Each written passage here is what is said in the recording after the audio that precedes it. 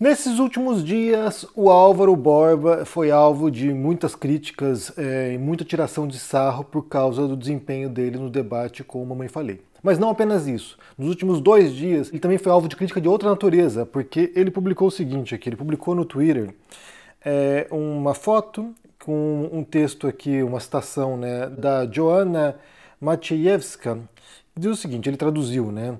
Eu quero que a IA lave a roupa e a louça enquanto faço arte e escrevo. Não quero que a IA faça arte e escreva enquanto eu lavo a roupa e a louça.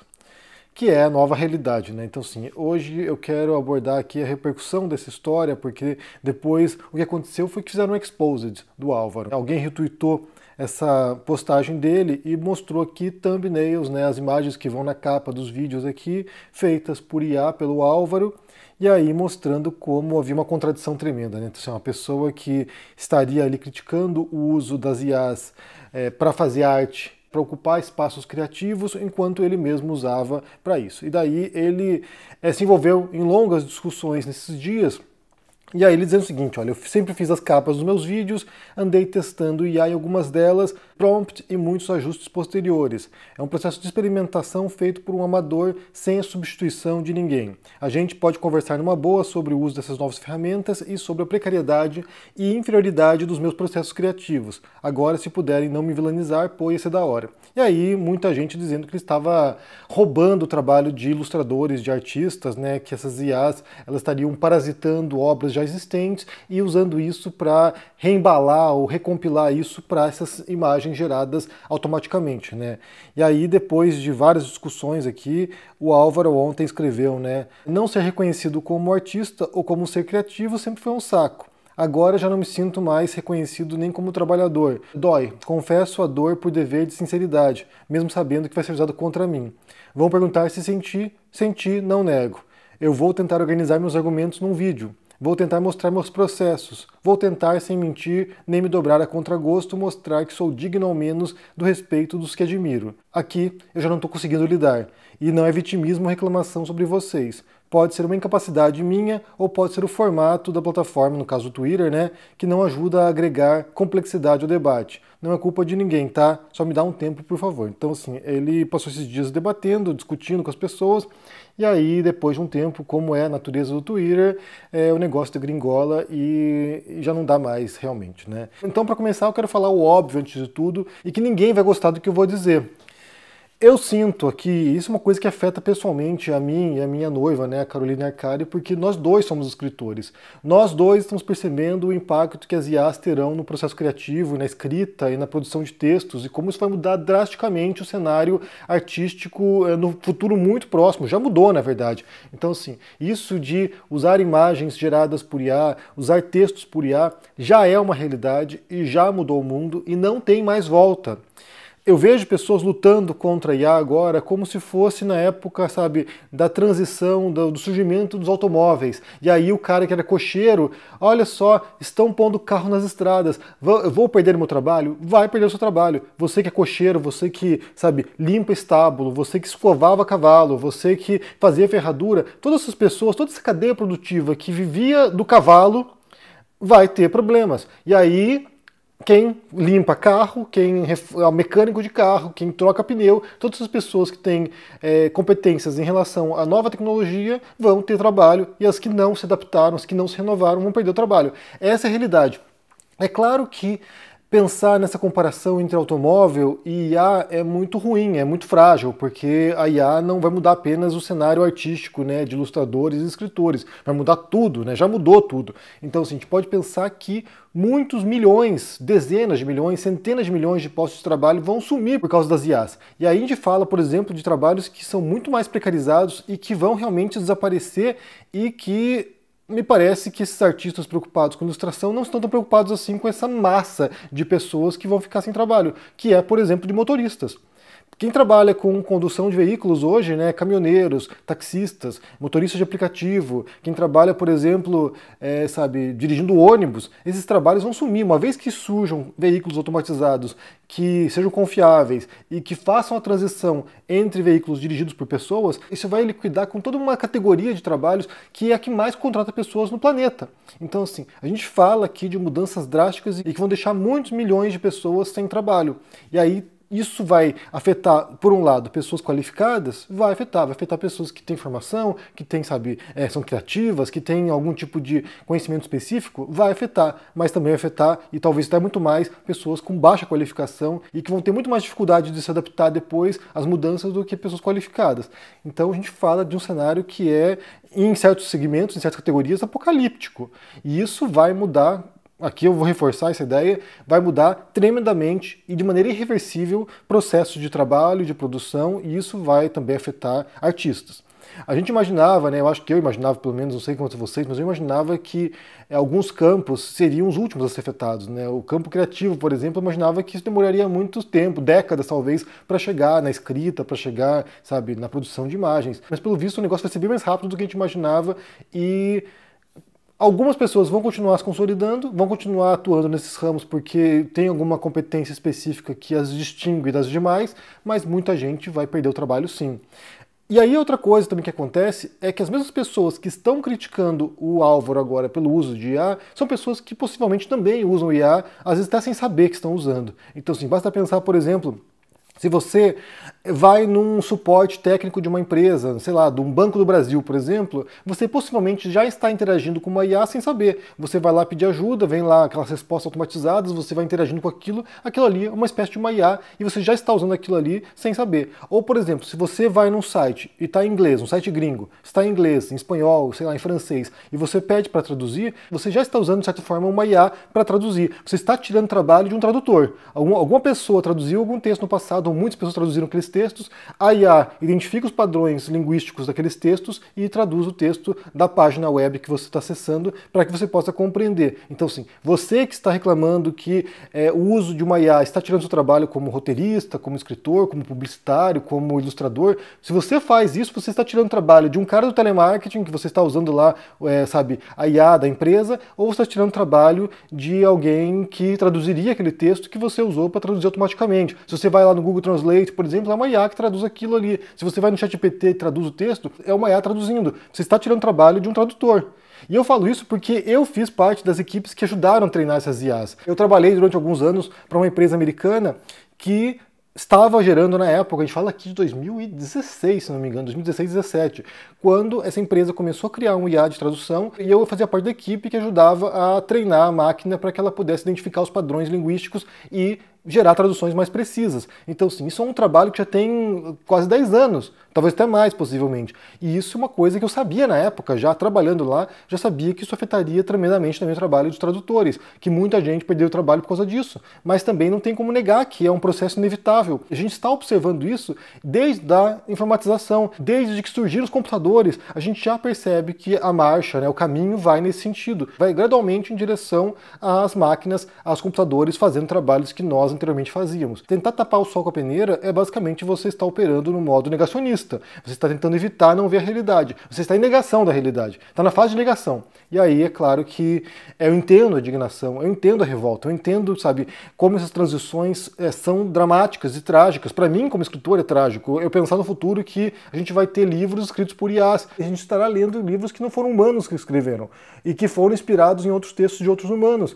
Então, assim, isso é chocante, mas me parece um processo, como eu falei, inevitável. A gente já está nesse rumo, já é a realidade e não tem muito o que fazer.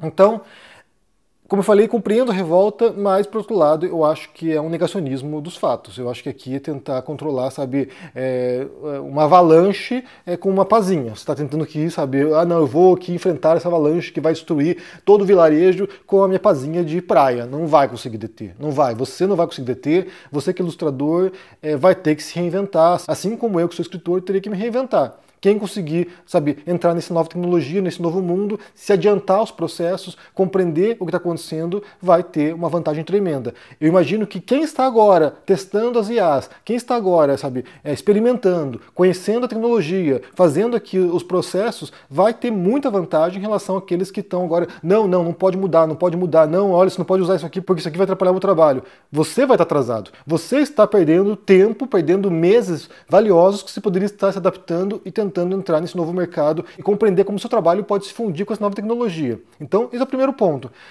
Quem está perdendo tempo agora vai se lascar no final. E aí outra coisa que acontece é o fato de o Álvaro estar sendo alvo disso agora, né? Então, assim, eu já entendo que o que acontece aqui já é uma consequência do debate dele, como eu bem falei. Ele fez esse debate, foi uma catástrofe, foi um debate muito ruim para ele, e aí o que acontece é que a internet é quase como se fosse uma piscina cheia de tubarões. Se você derrubar uma gotinha de sangue nessa piscina, você está morto. Você é liquidado, é triturado pelas pessoas. O que acontece é que o Álvaro saiu ferido desse debate, saiu sangrando desse debate, e uma vez que caiu isso na internet, aí o pessoal quer aproveitar, né, essa onda para liquidar agora com o Álvaro. Então eu percebo que isso aqui é uma onda, é uma tendência que já acontece na internet, muito comum, eu já passei por isso também em outras circunstâncias, que é perceber que você levou o golpe e aí mais gente vem para cima de você para te chutar no chão. Então, me parece desproporcional a reação das pessoas, até porque tem muita gente usando as IAs por aí, muita gente publicando IA por aí, sabe, fazendo vídeo em IA, fazendo foto em IA, fazendo texto em IA. Se você vai no Hotmart hoje, por exemplo, publicar um curso ali, existe a opção de você gerar uma página web inteirinha com IA sem que você faça qualquer intervenção humana praticamente. Você pede para gerar e ele gera a página ali com as especificações. Muita coisa já é automatizada e você está consumindo isso sem ter ideia do que é. Então, me parece um pouco, sabe, aquelas pessoas, tem um meme dos Simpsons, né, que é o vovô lá, o vovô Abe gritando com as nuvens, é quase isso, é o vovô gritando com as nuvens. Vocês estão gritando com a nuvem achando que vão controlar alguma coisa e não controla mais nada. Mas estão se aproveitando disso para dar uns chutes ali no Álvaro. Então, assim, estão aproveitando a fragilidade dele para tentar agora derrubar ele de vez. E aí entra naquela dinâmica perversa das redes sociais, né? O modo como as pessoas agem em turba, o modo como as pessoas acham que o indivíduo do outro lado não é uma pessoa e você pode massacrar aquela pessoa, você pode, sabe, achincalhar aquela pessoa sem consequências. Daí essas mesmas pessoas que estão agora fazendo isso, né, estão lá infernizando alguém na internet, quando chega setembro vem pedir, vamos fazer uma campanha aqui em favor da saúde mental e da prevenção ao suicídio. Então, assim, as pessoas, elas não têm qualquer tipo de senso de responsabilidade nos seus atos e o modo como as ondas na internet funcionam, elas são muito cruéis. Elas são cruéis para quem produz conteúdo, para anônimos também, que às vezes entram nesse ciclo e são destruídos pelas pessoas. Então, assim, as redes sociais são máquinas de moer pessoas. Eu lamento que seja assim, e eu tenho a ideia de que um dia, se eu puder deixar as redes sociais, eu abandonaria completamente e nunca mais você veria minha cara na vida. Porque, de fato, aqui é um espaço destrutivo, é corrosivo e faz muito mal para as pessoas. Faz mal para quem leva a porrada e eu acho que também faz mal para quem dá a porrada, porque há uma sanha, há um desejo sombrio de destruição que não me parece que faça bem para ninguém. Então, só para entender esse cenário aqui, eu acho que tentar evitar... Claro, a gente pode debater, a gente pode questionar, a gente pode se revoltar, mas tentar evitar a marcha dos tempos, tentar evitar, sabe, o uso das IAs é burrice, na verdade. É burrice porque já é uma realidade. Não é futuro, não é daqui 2 anos. Já está acontecendo, já está transformando os trabalhos das pessoas, já está afetando o trabalho criativo, já está afetando trabalhos que não são criativos. Então isso já é um fato. É um fato. Você está lá, sabe, limpando o teu cavalinho lá e já tem automóveis, caminhões nas estradas passando. Então, assim, está na hora de você começar a pensar qual é o seu papel nesse novo mundo. E antes de concluir esse vídeo aqui, falando em livros, falando em trabalho criativo, né? Ontem eu recebi uma caixa da Darkside. Sinceramente, eu sou apaixonado pelo trabalho deles, assim, é uma coisa extraordinária, é um trabalho brilhante que eles fazem. A Darkside é uma editora que se tornou uma das principais editoras de terror no Brasil, se não for a principal editora de terror no Brasil, terror, sabe, ocultismo, que fala de histórias macabras, bizarras, de, sabe, assassinatos. Então, assim, é uma editora especializada nesses temas e que tem trabalhos, assim, que são obras de arte de verdade. Os livros da Darkside são obras de arte. Mais do que a leitura do texto, você tem um objeto ali que você, sabe, admira e que você pode botar exposto ali porque é uma coisa muito linda.